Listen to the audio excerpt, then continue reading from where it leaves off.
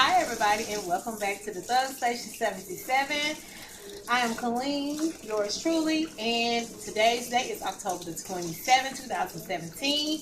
Welcome back to our channel. Do hit the like, subscribe, and share button. Today I'm coming at you guys with a video recorded by none other than our eldest daughter, Bree Bree, who is recording for me. Say hello, Say hello. Hello. Okay, so she's doing an awesome job, you guys, so send her a like. But the reason why we're making this video today is I have some water running here because I'm washing off this chicken. Today is Friday and we're going to have a, well, I wouldn't say it's not healthy. I wouldn't say that it's healthy either. We're going to be doing fried chicken. And I've washed it off real good. As you can see, it's really nice, pretty, and pink. We have some leg drumsticks and we have some chicken breast. And I've washed it off really good. I had washed it off yesterday because I had did some chicken yesterday. And this is what we had left. And I wanted to save it from yesterday, which was Thursday, to incorporate today. And so I'm going to set this over here and I'm going to just wash off my hands because I'm going to switch gears just a little bit to show you guys what I'm going to be seasoning this chicken with. So I'm going to be doing some fried chicken again, chicken breast and chicken legs, and then I'm going to also come back and I'm going to be showing, I'm going to fry up some buffalo fish and also some french fries. So today we don't eat a lot of fries, but we do incorporate fried foods because everybody likes some fried country goodness in their lives. So we're going to season this chicken with some salt, just some regular salt. We're going to, and you want to be careful with how much salt and everything you put in it because what I'm going to be adding, which is some spice herb, has salt as well. But I love to use salt and pepper. If you have salt and pepper in your home and you don't have any of this other stuff, because I'm going really simple today, old fashioned with a little kick because old fashioned is just simply salt and pepper.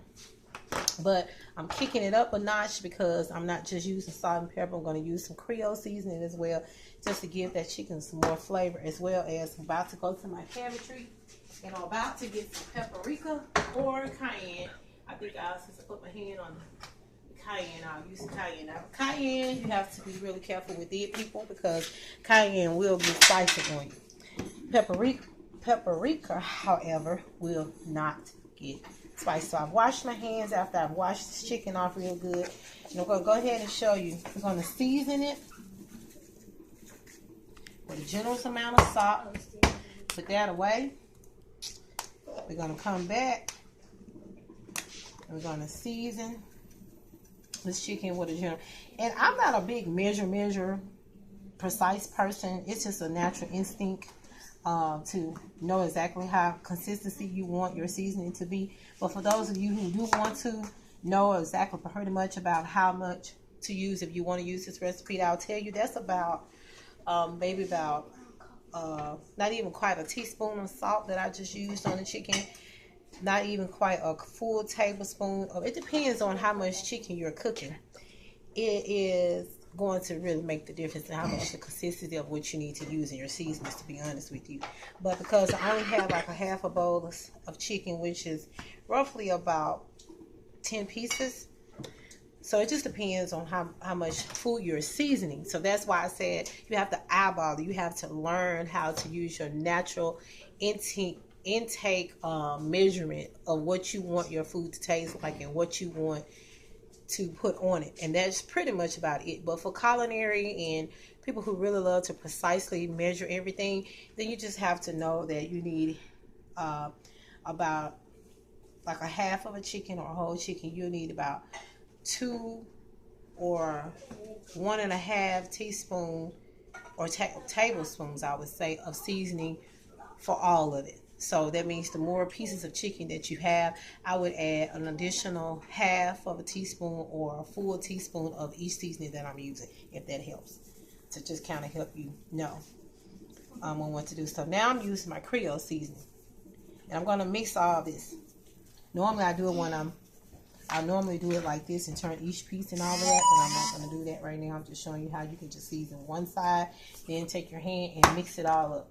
So that was about a tablespoon of of Creole seasoning. Now I'm using my seasoned herb, and I'm going to add the same generous amount. And you can know too about how much seasoning you're using. You see that? Because this is on one side. So it's not going to look quite exactly like that as you're about to see as I begin to get in here with my hands and mix that all up. And you want to make sure that each piece of chicken is coated generously well. Then I will show in the future another video where I marinate my chicken sometimes. I don't always marinate the chicken. I'll show you guys a video in the future on that too. You see that how seasoning is on all of that chicken just from rubbing it like that. I could have did the same thing with one hand as I was seasoning, but I chose not to. So either way it goes, you want to get a generous amount of seasoning across all of your chicken. And just keep getting it nice and worked in. One of the things you did not see, I'm going to turn on my water here. Always keep some soap in a soap dish like I have, as you can see. Because when you're working with raw meat, not just chicken, you want to keep your hands clean in general. And always keep your nice rags to wipe your hands off with dry or wet, whichever one. Just stay right there. I'll be right there. I have already, this is my pre-mixed flour mix that I'm getting ready to hold on to. I'm going to go over here and I'm going to check my grease.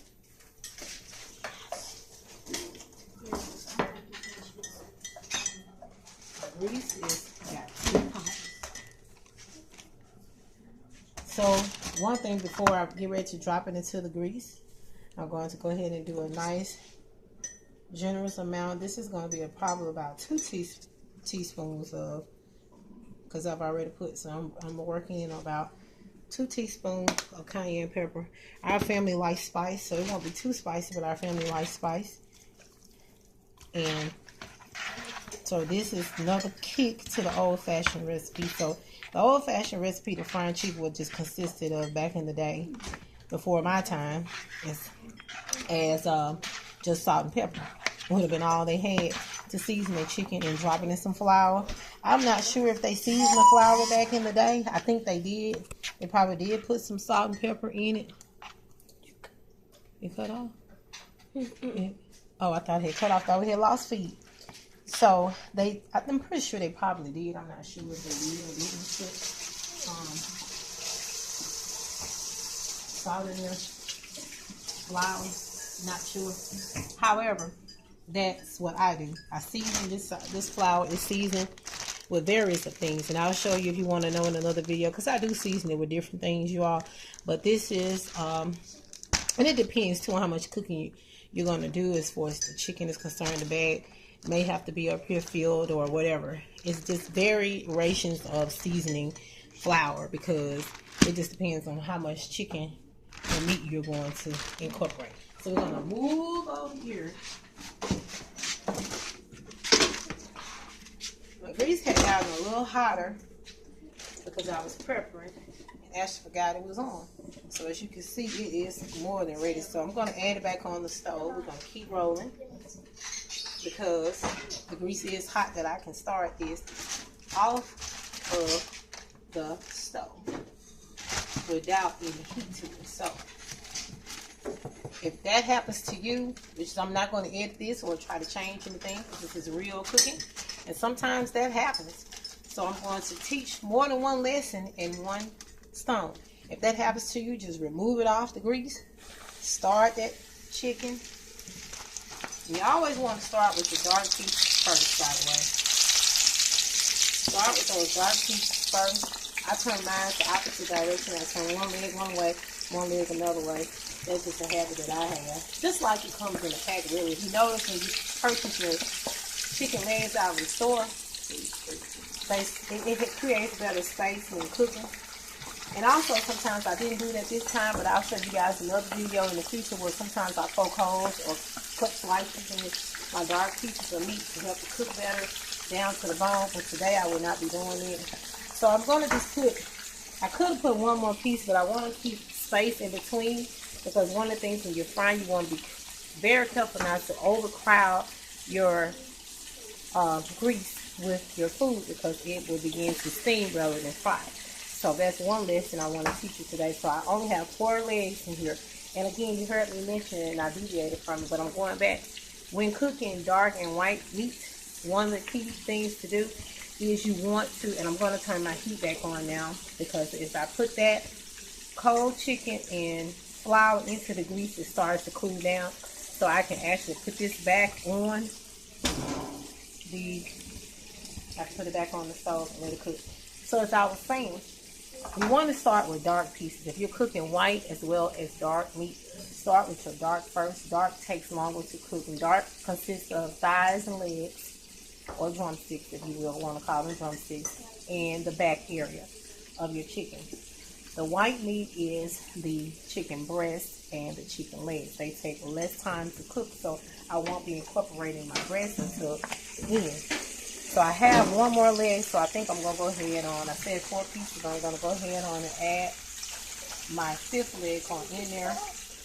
Drop it on in there and let it do what it do. I'm going to go back over here to wash my hands. If you guys continue to watch that chicken frying, I'm going to get ready to turn it over a little bit, because I want it to cook even on both sides. And I am deep frying it, but not completely submerged deep fried. It's just where it's just a little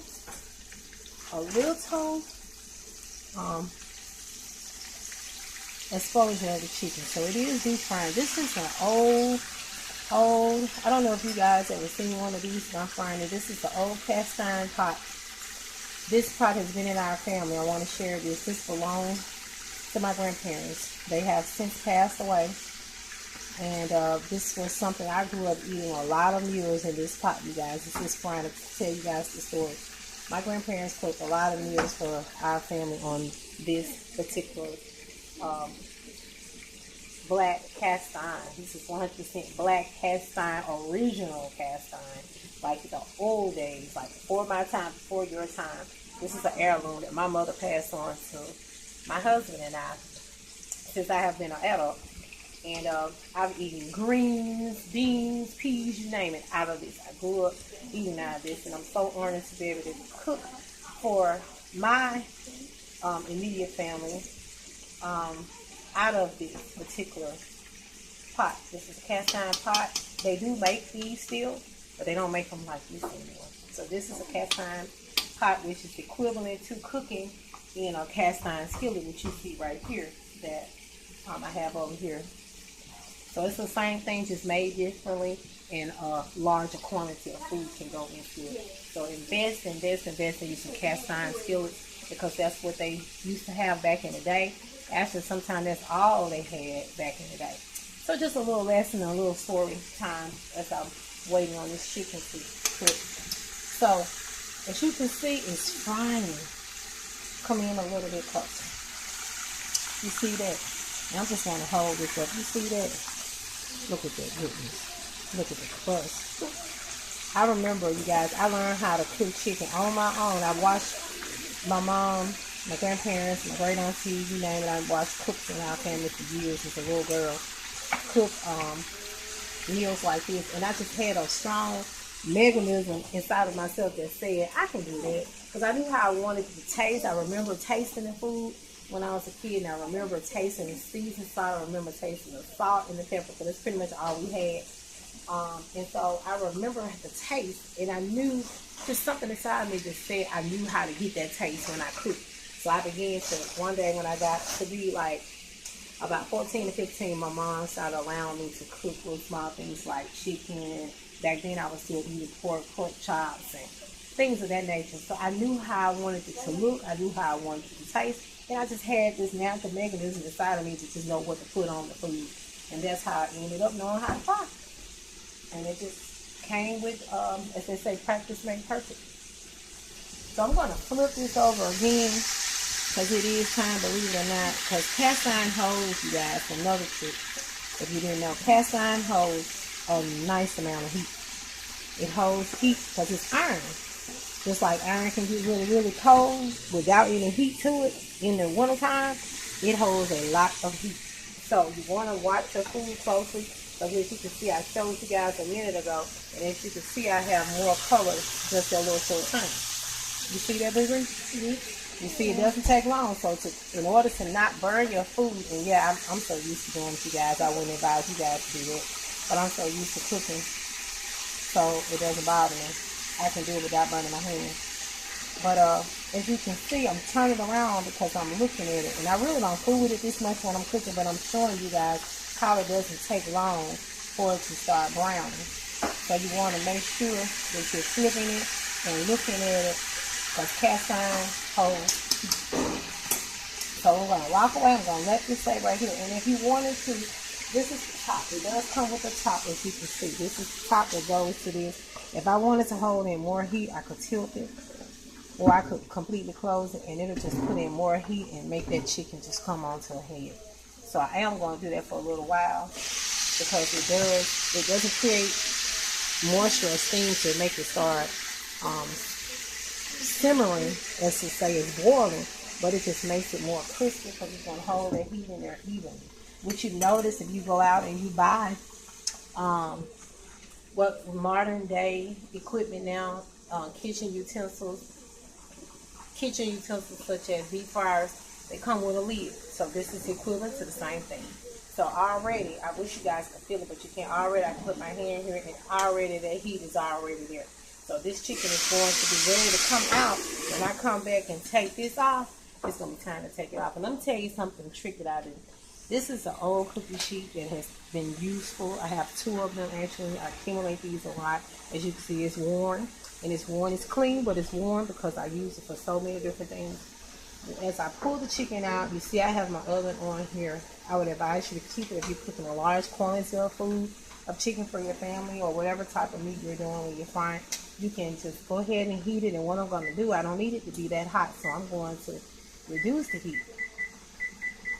I kept it on 350 as I began, but I don't want it to be on 350. I'm going to turn it down to the lowest that ours will go. That's 170.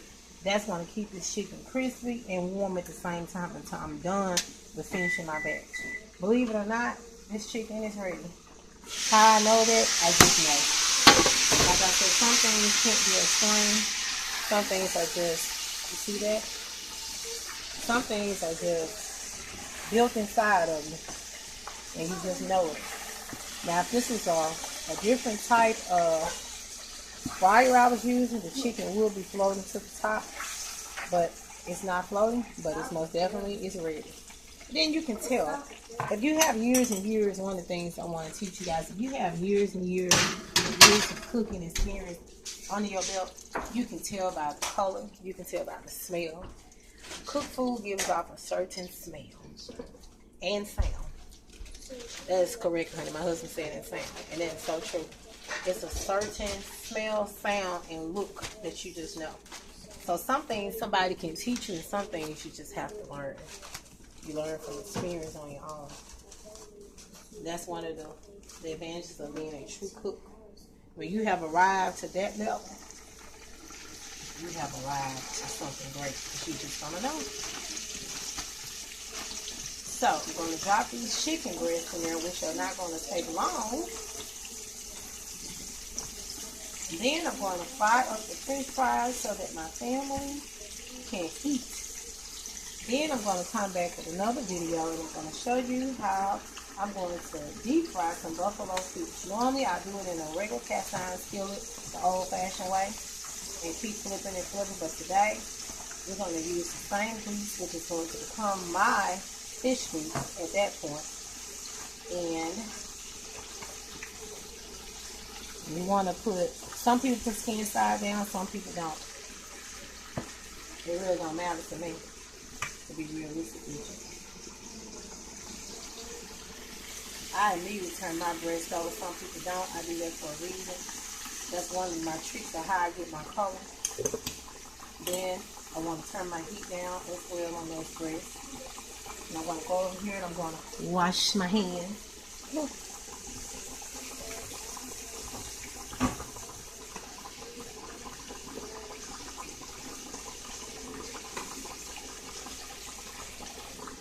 Whether you can just stay right there on the chicken, I'm going to go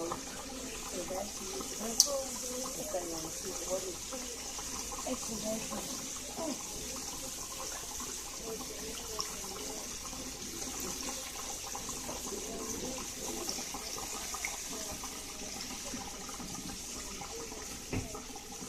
Stay on it. I'm flipping it over. Flipping it over. That's how I get my color. I don't constantly flip, but I like to have a certain color. So I do it for a reason. If you want to know, leave comments, ask questions, and I'll tell you why. But I'm not going to tell you exactly why I really feel like it gives my chicken a certain color. And I'll tell you why, if you want to know. And until then, I'm not going to tell you guys. I'll be right back. As you continue to watch the magic happen before your eyes with these chicken breasts, I shall return.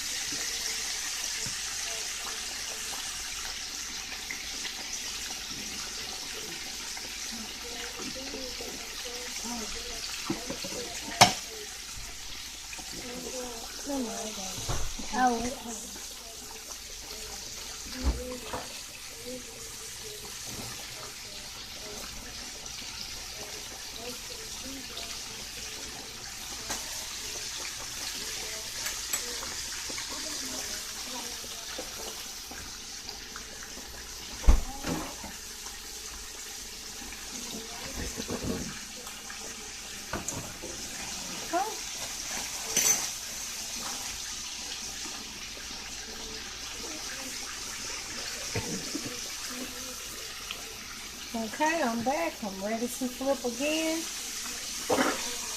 Getting a really nice color on these chicken breasts. It smells so good in here too, you guys. Yeah. I think the pepper is getting to our daughter over here. Might be that red pepper. The cayenne pepper. The cayenne pepper got it.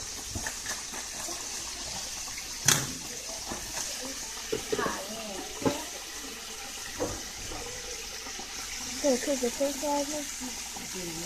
Take these chicken breasts out. They almost finished? Same pot, almost. They use the same pot to fry these fish fries. And the french fries don't take long. Breasts are almost done, you guys. They're thick. But again, remember I told you the cast iron skillet does what, Bree? Cast on Holds what?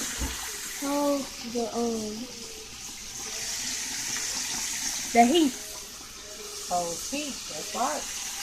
Teaching our daughter, our elder daughter, and our baby daughter, how to cook.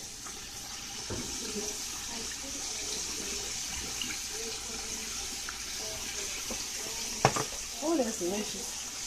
They take a pause for the cause to get my drink on. Good save a lot. Save a lot, you guys. $2.29 for 12 cans. That's really good and cold. I need that sugar rush. Haven't eaten, hungry. Need something to keep my energy up.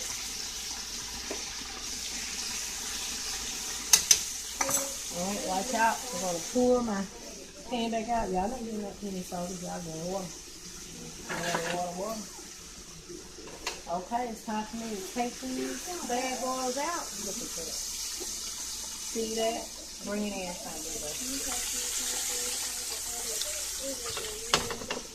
taking that off.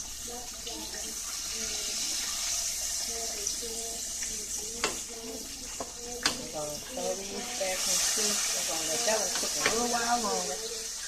So this is my thickest one, so I want to be sure that it is ready. So I'm going to just put that right in the center of the pot. I'm going to cover it. And when I come back, it's it's gonna be ready. So, in the meantime, I guess I can give you guys a story. Telling my daughter to pull the camera up. So, I guess I can do a little story time with you guys while I stand here real quickly and wait on it. Well, I guess I can tell you guys what I'm gonna do next. As I was saying, I'm gonna use the same pot to actually cook my buffalo fish in. I'm good. Well, our son wants to say hello. Say hello. Hello. So I'm going to use the same pot to actually fry the French fries in, which is an old-fashioned thing. I'm doing this because it's dedicated to the original way of cooking. They didn't use like 4 or 5 different pots like we do now. So today is all dedicated to memories of how our ancestors used to cook. They would cook everything in one pot, same grease, because they couldn't afford to actually go out and do all like what we do now. They couldn't afford to. I'm putting it back in. I want to keep it. You want to be really, really careful to make sure that you're cooking your food thoroughly, especially your chicken. So they actually cooked everything in one pot, you guys. They didn't have all these different utensils and pots and pans and stuff like we do today in today's modern kitchens. So our grandparents before them and so forth and so on, forefathers, they had to use what they had. So this is all dedicated to the memory of the old-fashioned cooking way. So I'm showing you how to, and that's ready. Showing you guys, there we go. That's going to go back in there. And my grease is just right for these French fries. Bag fries for purchase. And I'm going to season it. And be careful. You want to mix the grease, it'll pop up. And this is the cast iron skillet. So this is 1 bag of fries. 1 bag of small wedge fries. And I can incorporate all these in here at one time. And that's what they used to do back in the day. We're going to let that cook. I'm going to actually put the lid on them. And we're going to let them do what they do. I'm turning the heat up just a little bit between medium, slightly medium, medium, and high. So yeah, so this is dedicated to the memory of old-fashioned cooking. This type of pot was used in many, especially black family home settings. Particular in our history, a lot of black families know exactly what this is and are very familiar with eating a lot of meals like I did growing up with this in your family. And this was a 1-pot cook-all type of dish, and it still is today. You see that? There we go. And it's going to create that nice heat to go ahead and get those fries nice and crispy, and it's not going to take very long. That's why one reason why you turn the heat up on this and watching it at the same time. So this tutorial, once again, is dedicated to how all across America, how black families had 1-pot meals to feed a family of 13 or more. Because they had large families back in the days, you know. To one household, a couple probably had anywhere from 14 to 15 to 16 to 20-some children. Yes, that's just how it used to be, crammed all up in a really small matchbox-sized house. So this is dedicated to all those cooks from back then